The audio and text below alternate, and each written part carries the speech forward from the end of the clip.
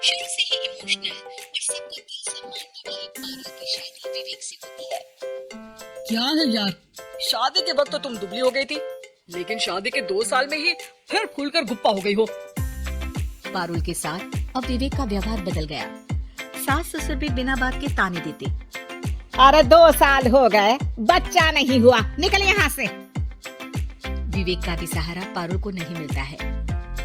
लेकिन जिस विवेक से पारुल को तलाक के एवज में 18 लाख मिले होते हैं, वो पारुल एक दिन, इंस्पेक्टर साहब मुझे कंप्लेंट लिखवानी है। जी मैडम, क्या हुआ? चीटिंग, एक लड़के ने मेरे 6 लाख रुपए लूटे हैं। पुलिस वाला पारुल को ऊपर से नीचे तक देखता है। मामला क्या है, विस्तार से बताइए। पारुल फिर जो बताना शुरू करती है, उसके बाद इंसानियत से भरोसा उठना लाजमी है। मेरे पति ने मुझे कभी अपनाया ही नहीं। शादी के 3 साल में ही मेरा तलाक हो गया। मैं नहीं चाहती थी कि मैं उनसे एक भी पैसा लूं, लेकिन वकील और मेरे माता पिता ने उनसे 18 लाख की रकम ली। फिर क्या हुआ? क्या वो पैसे उसने वापस ले लिए? नहीं, उन्होंने तो उसके बाद मुझसे कभी कांटेक्ट भी नहीं किया। फिर किसी डेटिंग साइट से मुझे आनंद नाम का एक लड़का मिला। उसके साथ मुझे लगा कि मैं दोबारा जिंदगी बना सकती हूँ। वो मेरी केयर करता, मेरी छोटी बड़ी चीजों का ख्याल रखता और मेरा साथ देता। अच्छा, क्या उसने तुम्हें शादी करने का झांसा दिया था? हाँ, वो भी तलाकशुदा था। पहले तो उसने मुझसे कहा कि उसकी एक बेटी है, लेकिन फिर पता चला कि उसकी एक नहीं 2 बेटियां हैं। इतना ही नहीं, दिल्ली के एक आम इलाके में वो बीवी और बच्चियों के साथ ही रहता है। तो आपसे इमोशनली फ्रॉड कर उसने पैसे आए थे? जी, अब मेरे पास कुछ नहीं है, ना पैसे ना वो। मैं बस किसी भी हालत में अपने पैसे वापस चाहती हूँ, जो मेरे बुरे वक्त में मेरे काम आ सकते हैं। ठीक है। पुलिस आनंद को पुलिस स्टेशन बुलाकर सारी पूछताछ करती है, लेकिन आनंद पुलिस वालों को ये यकीन दिला देता है कि पारुल ने उसे कोई पैसे दिए ही नहीं, बल्कि वो तो उस पर बीवी को छोड़ने का दबाव बना रही थी और ना मानने पर पारुल ने ये झूठा केस डाला है। क्या मैडम, फोकट में पुलिस का वक्त खराब कर रही हैं? कोई शादीशुदा क्यों अपनी बीवी छोड़ेगा? अब आपकी शादी टूटी तो मतलब सबकी तो नहीं टूट सकती ना। पारुल को पुलिस वाले के मुंह से ये बात सुनकर हैरानी होती है। उसे खुद समझ में नहीं आता कि वो क्या करे। वो अपनी सहेली झनक, जो कि वकील थी, उससे कांटेक्ट करती है। झनक, मैं क्या करूं?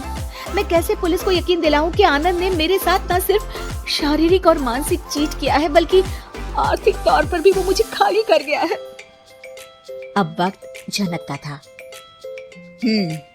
देख पारुल, ऐसे तो किसी को भी बिना सोचे समझे पैसे नहीं देने चाहिए, लेकिन अब जब तूने ये कदम उठा ही लिया है, मुझे ये बता, तूने कब कब पैसे दिए और कितने?